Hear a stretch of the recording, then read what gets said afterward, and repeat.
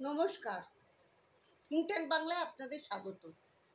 আজ আবার সেই সন্দেশখালি নিয়ে আমাদের আলোচনা করতে হচ্ছে, কারণ আজ এমন একটা ঘটনা ঘটেছে যে বলার নয়। আজ সেকেন্ড ফেজের ইলেকশন ছিল। এই সেকেন্ড ফেজের ইলেকশনের দিন আমরা দেখলাম সন্দেশখালিতে এনএসজিকে আসতে হলো। একটা সন্দেশখালি ত্রাস, যাকে মমতা ব্যানার্জি বলছে সন্দেশখালি বাঘ, শেখ শাহজাহানের ঘনিষ্ঠ আবু তাহের মোল্লার বাড়িতে, একটা একতলা বাড়িতে আমরা দেখলাম এনএসজি কমান্ডোরা এলো, তাদের রোবট নিয়ে আসতে হলো মাটি খুঁড়ে। বিদেশি চাইনিজ অস্ত্র পাওয়া গেল। শুধু তাই নয়, সেই সঙ্গে আমরা কি দেখলাম, আরডিএক্স বার করলো। এ কি অস্ত্রে ছেয়ে গেছে!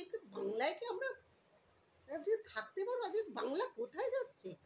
তবে চাইনিজ অস্ত্র যেগুলো এসছে বাংলাদেশ থেকে ঢুকেছে, সন্দেশখালি খাড়ি, রায়মঙ্গল নদী পার হয়ে এগুলো আসছে। বাংলাকে কি বানানোর চেষ্টা হচ্ছে? কেন্দ্রীয় সরকার এদিকে নজর দেওয়া উচিত।